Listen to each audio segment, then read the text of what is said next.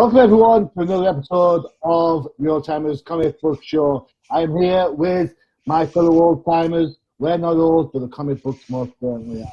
Crusader, how's it going? I'm doing well, Johnny. How are you? I'm very well. And 13th Crusader down there giving some inkling to what we're going to be talking about a little bit later. Hiya, pal. Oh, God. Welcome to the Looney Tunes episode. Excellent. No Aqua Baby. He's too young. He's too young for this show. I had to bite my lip on that one right now. Cool. All right, gents. So we have a plethora of comic books as always. We've gone a little bit random this time around. There's no real theme, so these are just books that we like. I hope we like, or else why else do we pick the damn things, right? Well, guaranteed one of us likes each book. Yeah. That's true. What? All right, okay. Oh, God. This is why I shouldn't pick books. All right, okay, so we're going to start off with an oldie but a newie. So for all you modern comic book fans, really, Moon Knight has made a massive return back to Marvel this week, or a couple of weeks back, I should say. So here we go. We're going to go with the 13th Crusader's choice, and this is Marvel Preview number 21. So let me grab my notes for this. It is written by Doug, well, the Moon Knight bit, which is what we're going to be talking about predominantly, I suppose, is written by Doug Moench with art by Bill Sienkiewicz, inks from Tom Palmer, and letters by Dan Green. There are other things in this book to talk about. You do have a couple of The Shroud stories in there. One by Roger Stern, and then you've got a classic. We've got Mark Grunwald, which is the Professor's favourite guy of all time. Stephen Grant, and of course Steve Ditko, who many people will know from either Spider-Man or Doctor Strange, right? Yeah. As well as other things that are going in. Or Speedball. It's Speedball. Speedball? Yeah, he created Speedball, remember him? Oh yeah, okay. Yeah, so there you go. There's the book in question. Very spurious cover. So, 13th, this is your call. Take it away, sir. Thank you, sir. Marvel Preview, first of all, was kind of like it was all black and white run. It was just a 5-year run of books, all in black and white, and it was supposed to be a little bit more mature. So I'm going to start off with that. And in the 70s, or in the late 70s, Moon Knight had appeared, and he didn't have his own book just yet. So in Marvel Preview, again, it wasn't a Moon Knight run. It was just various stories, different characters they were going to try, but the main intent was to make it more mature, black and white, and if it catches, it catches. So this is in the ilk of the Conan comic, right? Because there was a black and white Conan comic around about the same time that was more mature than the standard color version. There was a whole line of black and white magazines that that Marvel was publishing at the time in the 70s and late 70s. The black and white Conan, Savage Sword Art Conan, and then Devil. Yeah, Tomb of Dracula, or not. One of the Dracula books was a magazine. There was a Master of Kung Fu, Deadly Hands of Kung Fu, was a black and white magazine. There were several of them. Then there was Marvel Previews, and that was where I believe Star-Lord also had his first appearance, right? That's correct. Yep. So, in issue number 4, if I'm not mistaken. Right. Cool. I think. Yeah. So this was pretty much an experiment, right? And again, it was an oversized comic, not like the Treasury, but it's just magazine-sized book, black and white, and you didn't know what you were going to get. And I guess that's part of the fun, because there could have been a new character that got debuted, or something totally out of left field. But in this case, with issue 21, you get Moon Knight, who had already been created, but here you can see the development of Moon Knight in action. So what I love about this book is, one, I did land a copy a couple years ago, and it wasn't an easy find. I am a fan of Moon Knight, and I'll get more into that later on. But one of the things I liked as soon as I opened this book was there's a page here by Ralph Macchio called Full Phase, and it tells you the creation of Moon Knight, how that came to be, plus, more importantly, too, is the evolution of Moon Knight from when he debuted in Werewolf by Night. Mm-hmm. And I think that that's very important. And typically, you know, pages like this, I may read them, I may not read them, but in this case, I did, and I'm better for it because I really got an inside look at the history behind the character and the intent behind the character at that point in time for going forward. So one of the things that was mentioned was, hey, you know, we're really happy with this. We're going to do this story for Marvel Preview, but he's got his own comic book run coming up, and we really think this character is going to take off. Now, we all know how history has played out for Moon Knight. He's been hit or miss, but like Johnny said, you know, the character's really come back with a vengeance, no pun intended, and, you know, I expect a lot of good things. But on to the comic book. I love Bill Sienkiewicz's artwork. At Once Upon a Time, I did not. So, like the last episode when we were talking about Bisley's art, that it takes maybe, you know, it has to grow on you a bit. Sienkiewicz's art grew on me, and now, in reading this now, especially in black and white, and seeing his artwork, his early artwork for that matter, definitely. I really, really appreciated it in black and white. So, like what we have here on the digital version doesn't do it justice. The book, it really feels like you're holding the original art in your hands. There's no other way for me to describe it. I wasn't always a fan of black and white comics, but now that I'm older, I'm starting to appreciate it more. I get to see more of the. It feels like I'm seeing the pencil work and what have you. But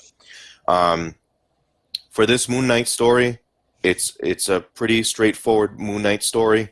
It was designed to show you, hey, look at the design of the costume. Look at who is Moon Knight.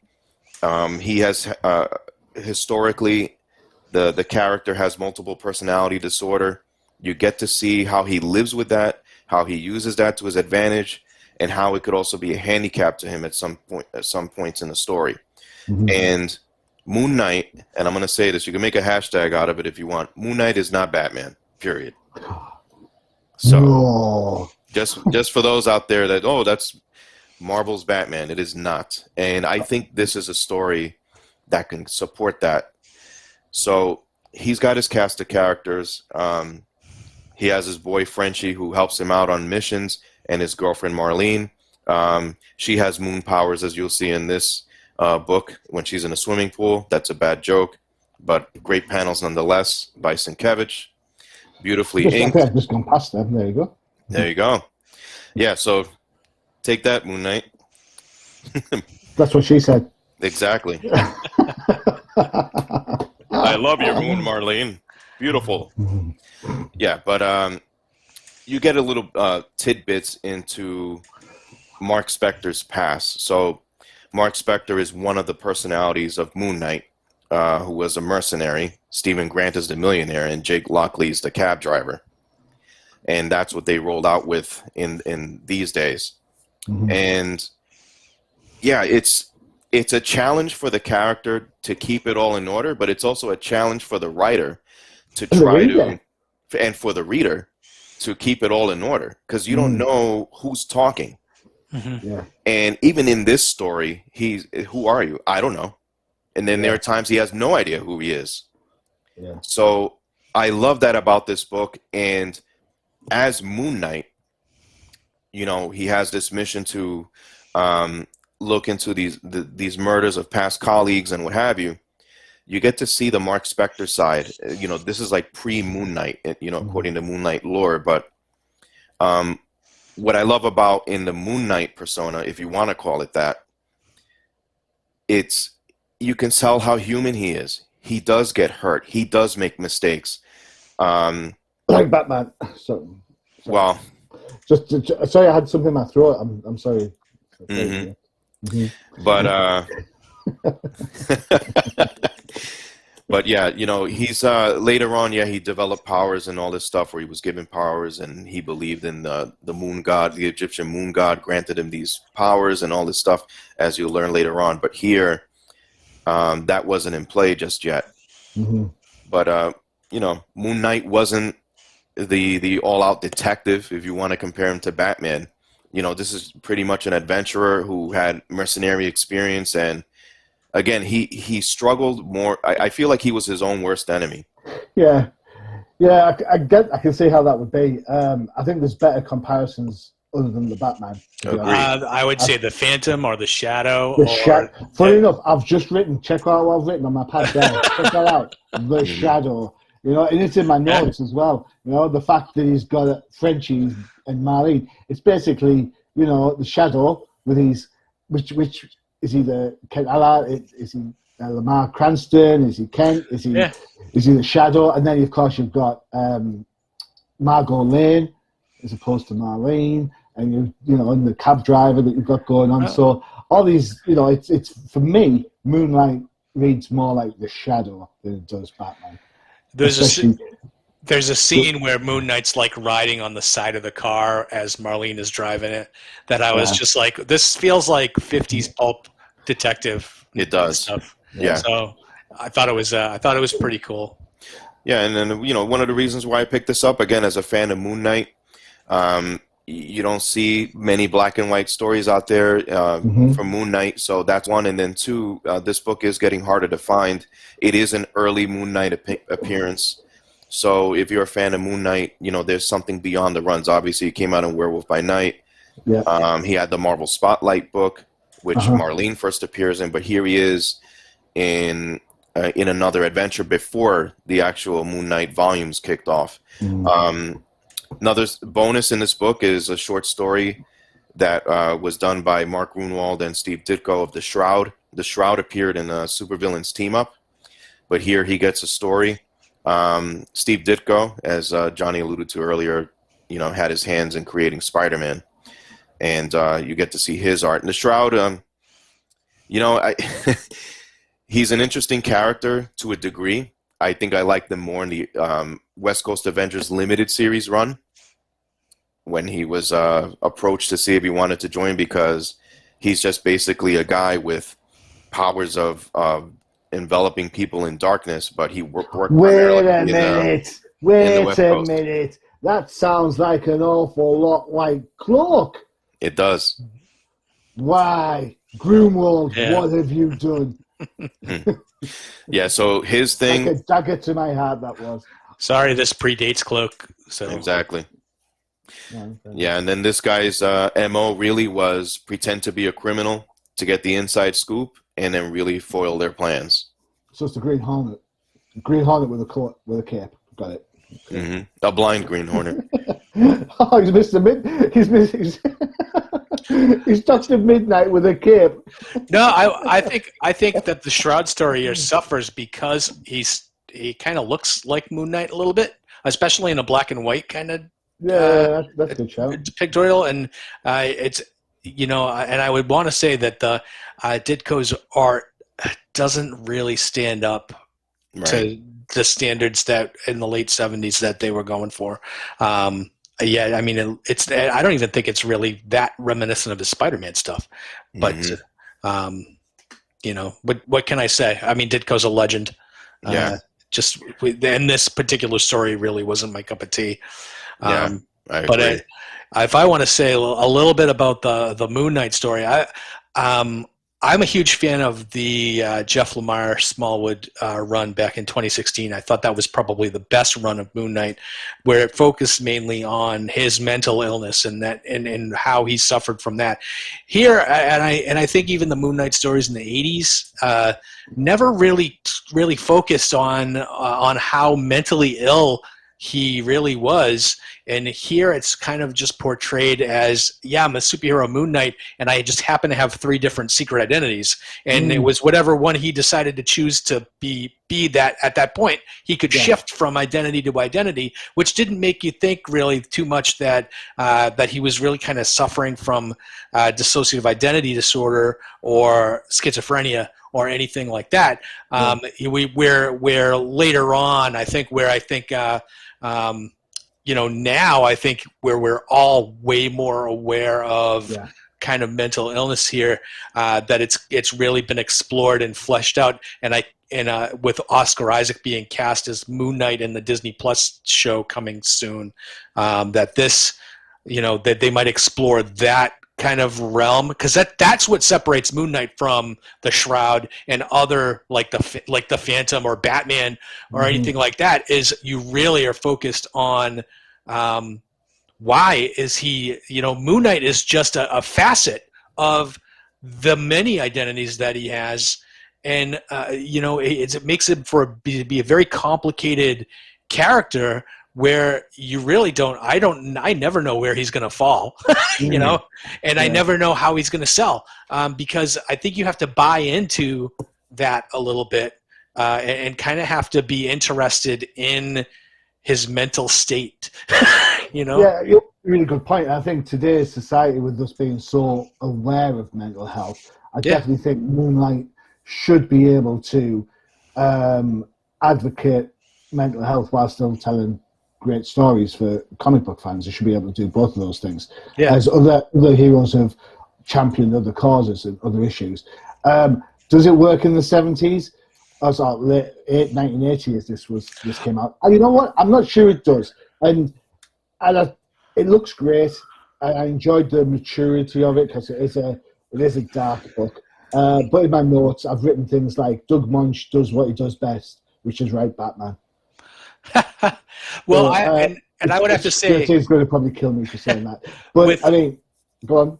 Yeah, well, to just shout out Bill Sienkiewicz a little bit here, I am a fan, much more of a fan of his later work than here's very obviously early Bill Sienkiewicz, and you're right. Adams. Screams Neil Adams in places. And I'm glad you mentioned it, 13, that the reproduction that we're reading here and that we're showing you really can't be the finished art here, because the translation here comes out at some points very muddy, with the blacks almost bleeding into the other pieces of artwork. So it kind of makes it look a bit messy at times, and it doesn't really look like Sienkiewicz. So it's definitely better to read this book in particular as the book, not digitally. One other thing I just wanted to add in here with the mental health side. You also get to see how important the supporting cast of Moon Knight is, and how much he relies on them, and how much in a way they really kind of suffer along with him, especially like Marlene, right? Because one minute she has a relationship with Stephen Grant, but she doesn't have one with Mark Spector. So for her to be able to recognize that and still be around and still get along, if you will, with the other personalities, I think it's something that should be highlighted. And the other thing in closing is, Moon Knight as Mark Spector is much more darker, as you will see in the epilogue, with him mailing body parts back to his former employers. That is definitely something that, not many characters will do. Yeah, there is a level of maturity to this book, whether it be the violence, whether it be the nudity, whether it be the scene where Marlene's on the bed and the guys groping her. Whatever it is, it is aimed at mature audience, definitely. Yeah, absolutely. Let me give you some dates. So this came out in 1980. It's currently going for around, are you ready? $419 for a high-grade copy of this book. Really? And the highlight, funnily enough, it isn't the Moon Knight aspect. This is the first solo appearance of the Shroud. That's the thing that's kicking it up. So why? Well, it's also early Bill Sienkiewicz artwork as well. Yeah. So I mean, it's an interesting. See, I think Doug Munch of this era is class, because he spent time on Shang-Chi. He did some time with Moon Knight. He did some Batman stuff. I think Doug Moench of this era is probably, for where comics were in the late 70s to the early 80s, he's probably the most mature writer you got going. He wrote complex stories in in Detective, when you had the whole Hamilton Hill as mayor and moving forward and trying to get rid of Commissioner Gordon and bringing in Killer Croc and all that sort of stuff. That was a long-winded story that went on for ages. Here, as a non-Moon Knight fan, reading the first few panels, I was like, wait, he's what? He's who? Who's this dude? I was like, I'm lost. So a little bit of research. If you're going to pick this up from the bins, or if you can get it at cons, go for it. But do a little bit of research. Moon Knight's history is convoluted, to say the least. Is that a fair assessment? Absolutely. Yeah. If I could throw one more thing in there, the interior page where by Sienkiewicz, it's like a huge poster, if you will. Mm-hmm. If we could just show the audience that, because that kind of encapsulates everything that happens with this issue, and it previews what Moon Knight. It's the interior page right after the cover. I can't. Sorry, 1 second. That one? Yes. It looks like a movie poster. Yeah. Mm-hmm. And you see the multiple personalities, same face, multiple personalities, and then Marlene in the background and Moon Knight with the question mark, because he doesn't know what the hell's going on either. And I think that pretty much is a great summarization of this story and pretty much Moon Knight's life, the early Moon Knight life. So I love that page. All right, good shout. Very good shout indeed. All right. Cool. 1 down, 2 to go. Let me get rid of this. So we'll take a quick breather before we jump into the next book. You've got Flip Sides, Think Tank, and Crisis in the Toyverse. Where do you want to go, gents? Let's do Jank Think Tank. All right. For all you Magic the Gathering fans, check out this advert.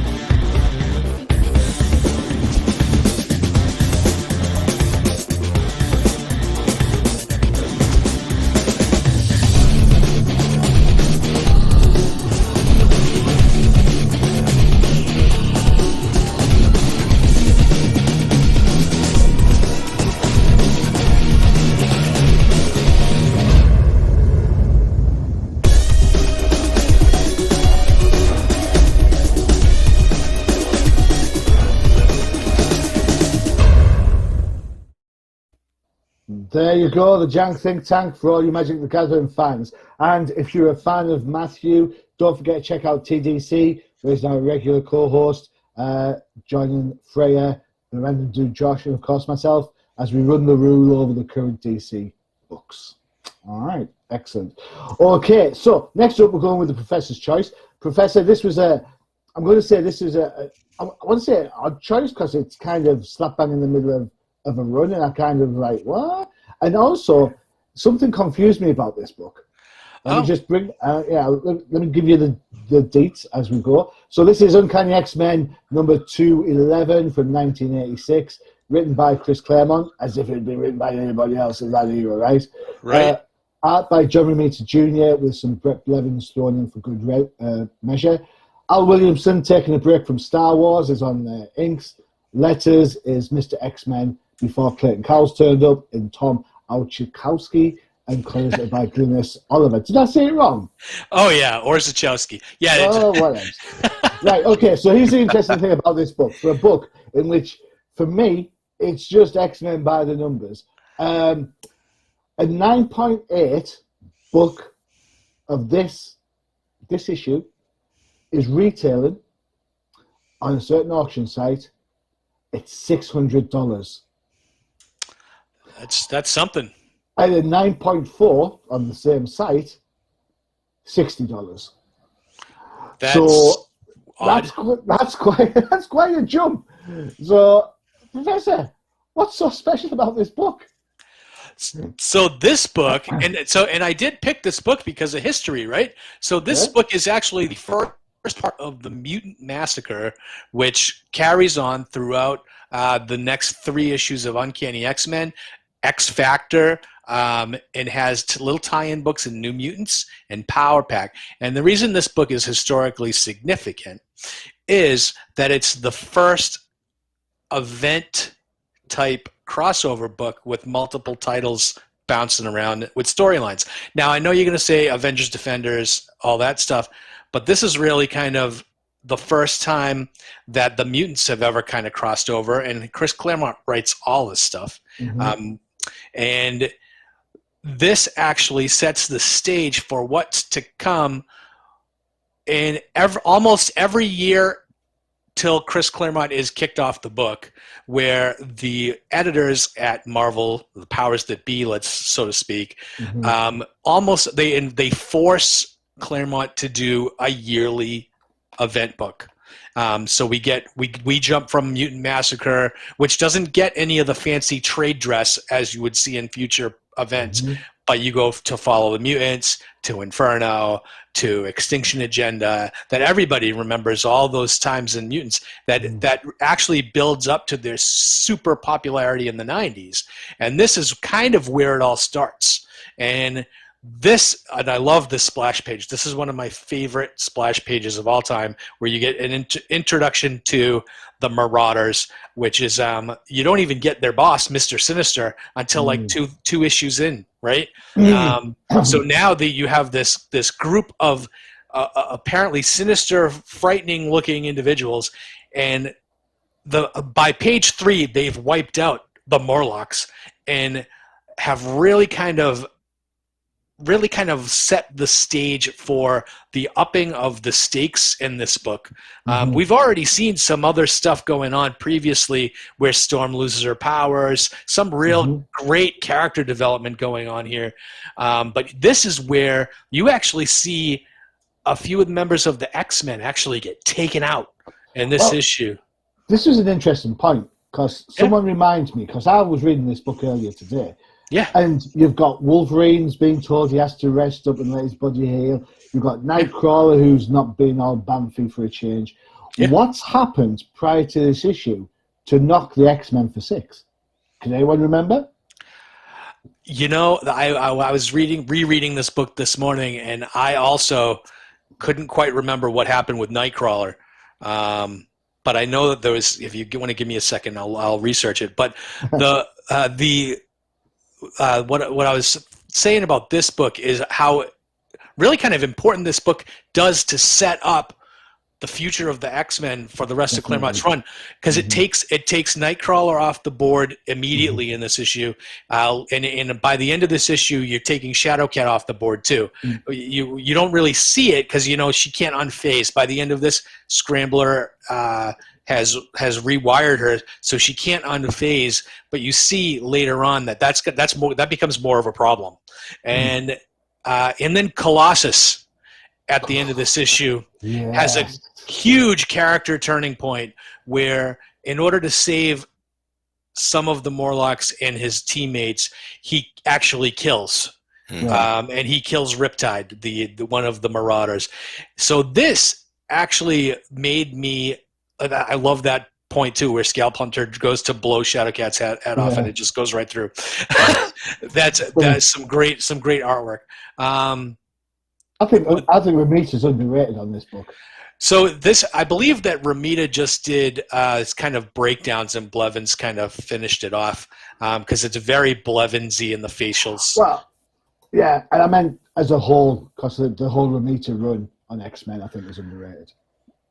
Oh, yeah, no, of course. I think so too. But this introduced the Marauders and a future Mr. Sinister.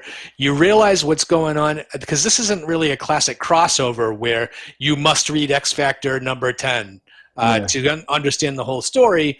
You get the full story in X Factor too, but you see there's a panel in here where they realize that Cyclops and the original X-Men are down in the tunnels, and then the tunnel collapses, so they never meet up.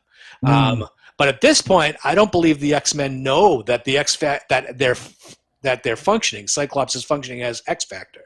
And X-Factor's whole deal is that they were functioning under the kind of re-education of mutants, or at least that was the story, that was the company line. It was the Shroud. They're the Shroud. Right. So there was a lot of stuff going on here, and I could see why they wanted to do a three-parter here, a three-parter over an X-Factor, and then there was the Power Pack tie-in that I loved, and then the New Mutants tie-in.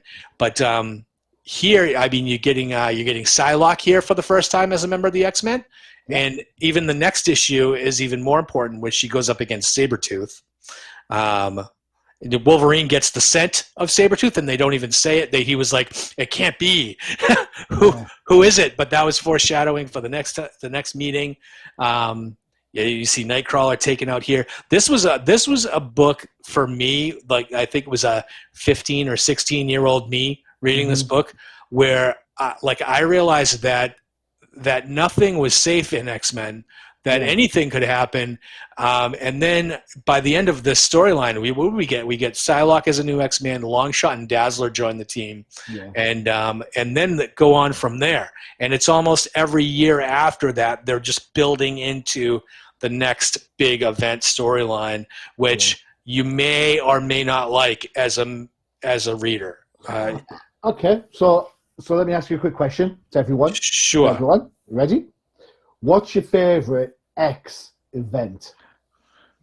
Professor, we'll go with you first because it's your book. This one. That's why I picked the book, because this sets the stage for everything, and this really, I mean, by the end of this storyline, Colossus, Shadowcat, and Nightcrawler are no longer members of the X-Men. Nightcrawler and Shadowcat spin off into Excalibur, and Colossus, he comes back to the X-Men, but not for like another a year and a half, maybe. Like, you don't see him; he doesn't show up for another year. You know that he's had issues. I think what happens later on is he get stuck in his metal form or something like that, or something silly like that. But he ends up needing recuperation time, and he's off the team. So now you have a team with just Storm, Wolverine, and Rogue, with then new members or new blood. And to me, I thought that was great, and it was the first team upheaval that I'd seen for the X-Men since I started reading X-Men. And I thought that was super interesting.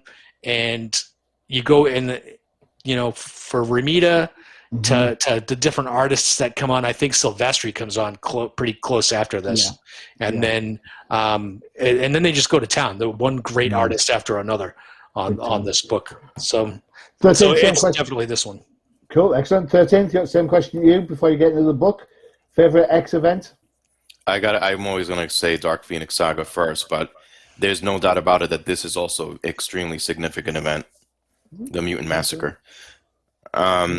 With this issue, just to help the audience, after the last page, there is a Mutant Massacre map and gives you a lineup of the issues. It even crossed into Thor, which I completely forgot about until I just saw it. And then obviously Power Pack, as the professor alluded to. But yeah, that's how the storyline rolled. It's as a storyline, right? You see this all over the place in trade paperbacks and whatnot. So they wouldn't be doing that if it wasn't important. I agree with the professor wholeheartedly that this is a very significant event. No one was safe, as the professor said. It is the first appearance of the Marauders. You got a lot of stuff going on in here, but this is classic Chris Claremont doing what he does best, where he's giving you a story, he's giving you action, he's giving you almost like a definitive, like, look, this person's going to die, that's it, this mutant's going to go. And then the foreshadowing, which I think is probably his best talent. And he just had a way of making these stories stand alone and yet roll right into the other one, regardless of title. And I think that's what made Claremont, the mutant king, if you want to call him that. He had the keys to all of the mutant kingdom. The only way he was good at that is because he never closed anything off. That's So, and I just looked it up. So, in the previous issue in Uncanny X-Men number 210, Nightcrawler was beaten severely by a mob of humans. All right. So, but to your point about Chris Claremont never closing threads off, that was I even saw an interview with him. Maybe we even interviewed him about it, about how when he got writer's block, his editors, whether it be Weezy or Ann Nesenti or whoever it was that was Roger Stern, would tell him, why don't you just go back to here to one of those threads that you just left open, and then he would have his next storyline immediately. So to me that's a great story, but I think there are a ton of open-ended stuff that he left. And I think it's good for other writers too in the future to say, like, look, this was kind of open-ended, or we could work with this from this point in time. And it not only does it point back to this significant point in history, but then you can actually flesh new stories that it actually feels organic. So I do like that. And the art, during this era of X-Men, I always said to me, X-Men 94 through 200. You can sell me on that all day long. But this book was refreshing because it reminds me that even the early 200 issues of X-Men were really, really good. And this was what really made that possible. The Mutant Massacre was just literally a Pandora's box of mutant things happening. Magneto's in the mansion. Storm is leading the X-Men. And I think that's one of my favorite things for this era of X-Men, where if you're an X-Men fan, you're like, Cyclops was always the leader. Professor X and Cyclops was the field commander. But if you take it from Storm and Giant Size X-Men 1 to this point, who would have ever thought? And here she is, and I can't see anybody else leading the X-Men other than Storm. And I think this issue really, really solidifies that point. Yeah, and it's the Mohawk Storm too is my favorite Storm. Oh, agreed, 1,000,000%. And I've always loved Kitty Pryde as the Shadowcat character. And you could see her, how she's struggling with herself. So I've always liked that personality that Chris Claremont infused with her, where, she was very young, very inexperienced. Now she's experienced enough to go out with the team. She still has her doubts. Maybe I should kill people like Wolverine, but maybe I shouldn't because that's wrong. But Peter Colossus was a boyfriend, but then he killed somebody in here, and he didn't look good. Like, could you imagine a berserk Colossus? And I'm like, oh man, come on, show me more. So I was totally rooting for that here. And Rogue, she was a villain, but welcomed in as a mutant, and to see her fall to another mutant who kind of scrambled her powers, I thought that was very interesting. So this was very refreshing to see this era of X-Men, and you don't even see the original crew here, which is another plus. So these guys held their own for the X-Men title. They pretty much got their asses kicked in this issue, and you never really see that. So that was that was refreshing too. So I mean, Mutant Massacre led to Archangel coming down the line. Remember that? Yep. So that was another significant point after Mutant Massacre. Like Mutant Massacre, after this happened, nothing was really the same ever again. Well, I think that's a really good point that you make, in that from when Scott loses the battle to Storm to who's going to be the leader of the X-Men in 201, you've got, or is it 200? It's one of those. It's 201, 201 was right the first time. You've got to then kind of clear the board a little bit. I think Claremont was really clever in this, because you can't just replace the figureheads leader and everything will still be the same. Right. Because other than what was the point of changing leaders, right? So they've got to have different challenges. Ironically, in the school, the challenges have changed because you've got Magneto as a headmaster rather than Professor X.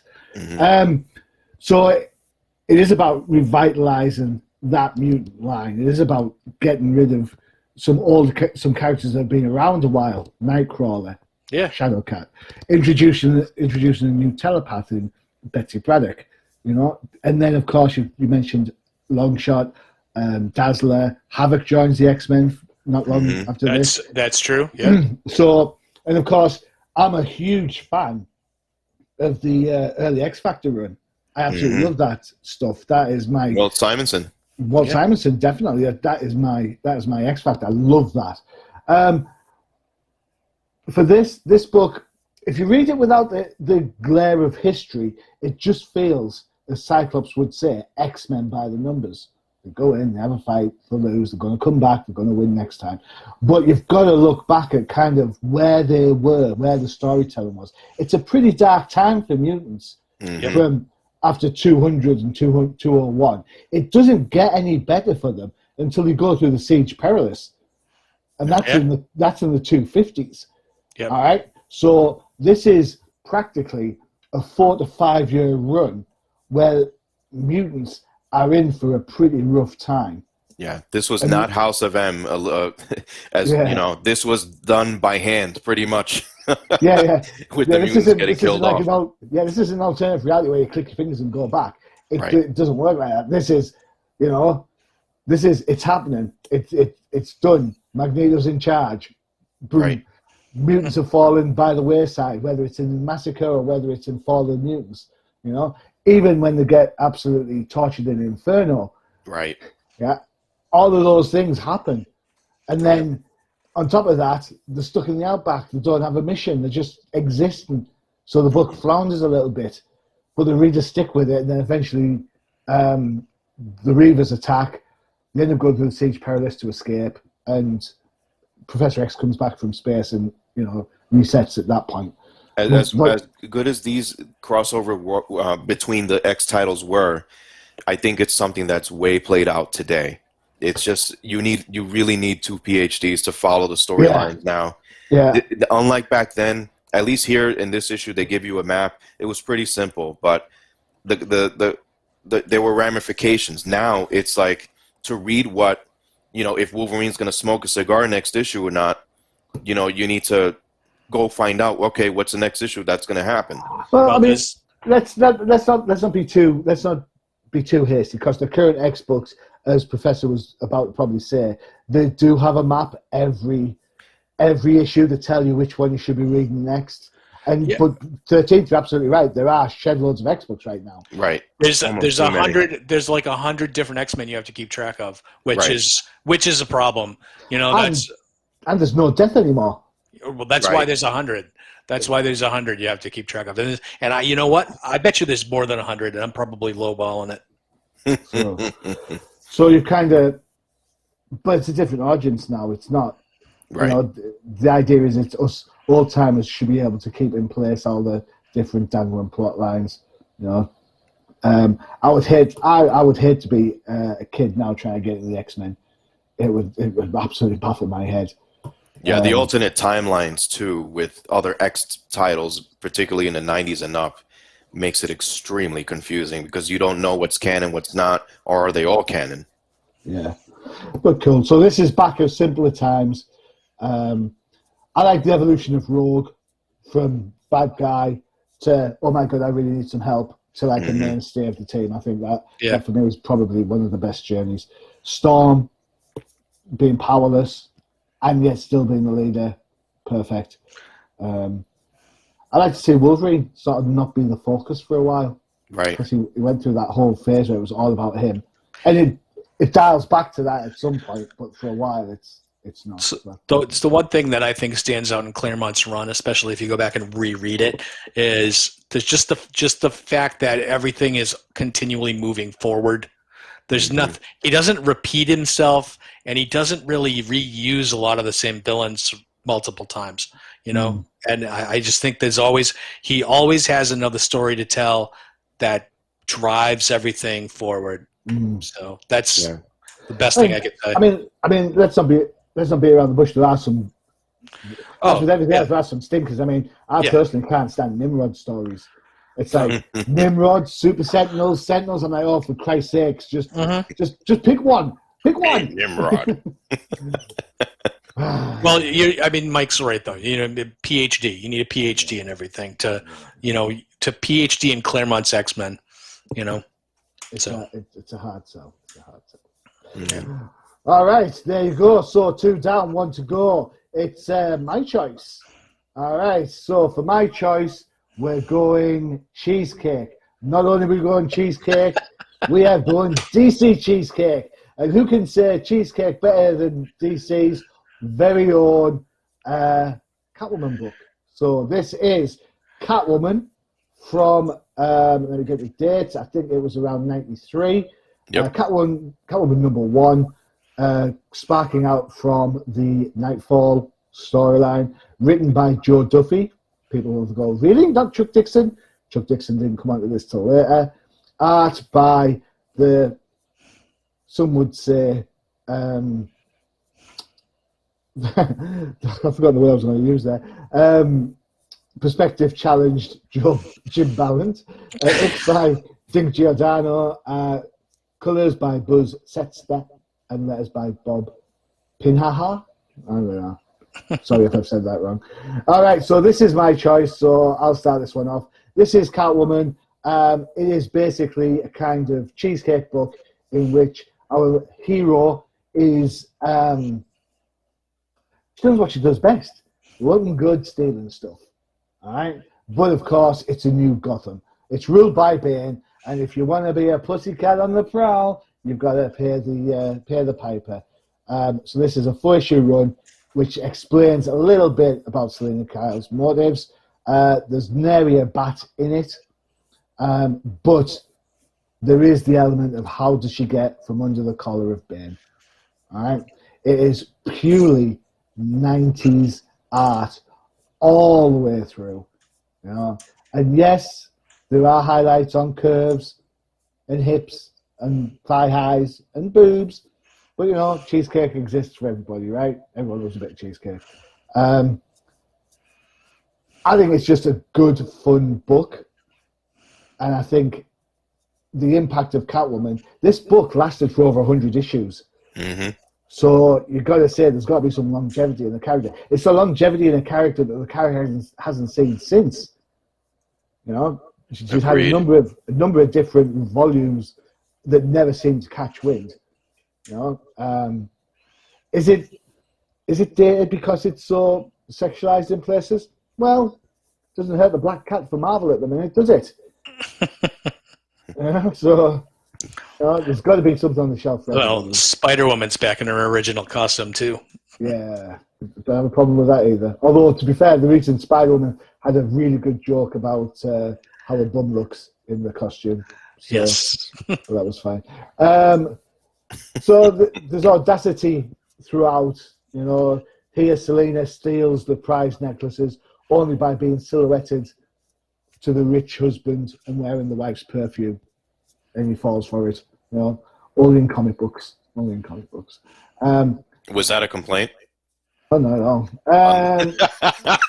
So it's just a fun book. You can't help but root for Selina Kyle in this book. You wanted to get away with it, you know. So is it cheesecake? Is it bad girl art? I don't know. You know what? Call it what you will.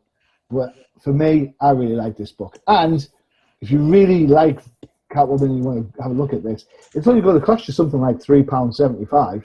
So it's not like a big expensive book. So there you go. 13th, you're a DC fan. What did you think of this choice? Well, what I thought about it was back in 93 when I saw this book, I was like, yep, I'm going to buy it. Why? It's Catwoman. Why am I not going to buy it? Nightfall was probably one of my favorite Batman stories. Especially in that era, right? It was all over the place. Bane was new. Gotham was different. I loved the art wherever it was, primarily, even Kelly Jones. And, you know, here you go with Jim Ballant and drawing his Catwoman. So this was a #1 of a villain, at least at this point, right? She may be a hero. She could be a villain. She's in between. But she always has her own motives. So now you have a chance to, you know, for this era to see what she's really going to be up to. And we always knew that her interactions with Bane were very interesting. Either they were on the same page or they were not. But no matter what, Selina Kyle is Selina Kyle. She's going to do what she wants. And here you get to see that. But like Johnny said, if you're going to live in Bane's Gotham, you got to pay taxes. And that's exactly what you see Catwoman doing here. Yeah, this is more of a... showcase of what Catwoman looks like, especially this version of her costume. Mm-hmm. What I did like was, Bane's goons, like Bird is in here, for those that are really familiar with the Bane origin and Nightfall. But yeah, there's some areas where you're like, oh, I forgot about that. I think Jim Ballant, I appreciated his art more with like the close-ups of Selena Kyle, especially with and without the mask. Yeah, I think he did an exceptional job. Bane in here is Bane. This is the original intact version still of Bane. He was created by Dixon and Nolan, and Bane is still intact. You see the little synopsis of what he did to Batman, and one thing that just as I reread this, I'm like, thank you for showing me that Bane beat Batman without him breaking his back. So nowadays, when they re-show what Bane did, it's always the back-breaking scene. Here, it is not, but it gets the point across, and it shows why Bane is at the status he is in Gotham. He's got everything in check. So, with the art, I think it's funny, like some of the goons here, one of them looks like Tony Stark. Throg looks like a Sebastian Shaw from the Hellfire Club. So I was just having fun with that. Even Zombie in here looks a little bit like a younger Professor X with earrings on. Yeah. I just had fun with it. But like Johnny said, it is a fun book. And this run did last for quite some time. And this is where it all started. It's cheap. You can get it still. You could probably get the whole run if your heart's set to it. I don't see why you wouldn't want to own it. It's just meant to be kind of looking at a day in the life of Catwoman. So there's nothing wrong with that. And I'm glad that the Batman didn't have his own page with dialogue in here. This is what's happening on the other side of Gotham. Yeah. And you can see from her eyes, like how she even met her friend who was in trouble, because you would think with someone like Batman in town, everybody's safe. So this is a very good reminder that he can't be everywhere at every single moment. And I really appreciated that for this particular issue. So awesome. Cool. Excellent. Professor, what did you think? I wonder how she put her costume on. It was so tight and it was barely there. It was spray painted on. As eye-catching as it is, and I believe Jim Ballant on Catwoman, he had a pretty hefty run on here too, correct? Yeah, it does. Yep. I mean, and every issue was a cheesecake pinup of her in costume coming at you, her boobs as big as they've ever been, and it really made me wonder after he got off Catwoman if he had a career in drawing porn comics, because I mean that's basically what he's doing here. Correct for a second, Professor. Jim Ballant on Twitter, I see all the time. He's open to commissions, and this is the biggest request, is to draw this version of Catwoman from his customers. Yeah, I mean, and I don't blame them. And right. I think it's very. I mean, she's very attractive in here. In fact, I believe nowadays when you look at Catwoman, they can't even make her look like this because of the outrage, right? I mean, the only thing I could, when I was reading this, I was so distracted by the artwork. It was like every panel I was looking at, I was like, Jesus, is Catwoman's nipples hard like as rocks in every single panel? Because you can actually see the shading. I'm like, wow, why do they stand out? That's what she put the diamonds. It's really cold in Gotham. Yeah. But story-wise, I thought the story was good. It was a great heist comic, and it does remind me of the Black Cat comics right now. That's they're really kind of influenced by this run of Catwoman. I have this issue. I have Jim Ballant's whole run of Catwoman from the 90s, and I liked it, but this was very, very teenage years, early 20s for me. Mm-hmm. So this was definitely aimed at my demographic. So nowadays, I don't think I would buy it. Really? Yep. I'm curious. I think I'd buy this book now. I mean, I've got a whole bunch of these, the Catwoman series. Yeah, I'm with Johnny on that. I genuinely do not have a problem buying a book featuring a sexy clad superhero. I don't have a problem with it. If people have a problem with it, then do you know what they should do? Not buy the book. Well, so I think maybe it's because she's like prior to this, she wasn't really that sexy. Like even like in year one. No, I mean, look at her. Look at her in that picture. She didn't look like this in Frank Miller's Batman Year 2 or whatever. Have you read the Catwoman miniseries? Mm-hmm. Yes. She looks great in that. She looks great in the purple dress. You can't think Catwoman without thinking sexy because of Julie Newmar. And I also think, I think post this run of Catwoman, they don't make her look as sexy as they do here. In fact, I think there's a lot of storylines where she looks downright gender fluid. And so I'll go out on a limb here, but for me, I don't have a problem with women looking like women. I don't have a problem with men looking like men. I don't either. So it's like I really don't. I'm just saying that I think like artist interpretation. It's not like you ever see Thor not look like Thor, or do you know what I mean? But Thor's always muscular. He's always big. He's brawn. He's always got his chest open.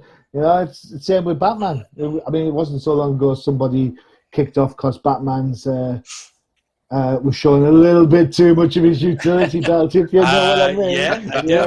I do. So it's like, there's always going to be people who say, well, I don't like it. And that's across everything, whether it be stuff that's a little less risque or if it's something that's cheesecake, But there's a reason why Zenescope books sell to some people, I totally get it, and I do like this art, but I can see where when people complain about stuff, I can see why they would complain. But as I always say to everybody, because I have people at work who complain to me, say, comic books are all just about sexy girls doing this and that and the other thing. They're never about anything else. I'll say, okay, that's fine. You find me a nice Nicki Minaj video that doesn't have someone half naked on it, and then I'll take your point. But until that happens, I'm pretty much fine because more people will see Nicki Minaj than they'll see Catwoman. So there you go. It's a true story. Yeah, controversy abound. I think again to what a point that Johnny made earlier, that's you really do have to consider is the longevity of this run, and it really just stemmed all from the Nightfall era of Batman and Night Quest, and how pivotal a character Catwoman has been in Gotham for decades. And now she's got a run. She's had her own books, had solo appearances, solo stories rather, and all this stuff. But here she's getting her own run, and it lasted for quite some time. And if it wasn't for this, would there be anything now? Well, maybe there will be, but not to this longevity. I would say this is the height of Catwoman's popularity, early 90s. I don't think she's been as popular since then. Well, she's fresh off of the Dark Knight, the Batman Returns. Batman Returns, and plus the animated series, where when she debuted, she had a similar cat suit except in gray. Mm-hmm. So with her being using her wits and things like that was nothing. You said new. her wits there, didn't you? Yes, with a W. just checking for senses. Yes. Yes. I was trying to avoid a catastrophe. Oh. Meouch. Swear to God. You catwalked right into that one. Did I? Yeah. And on that note.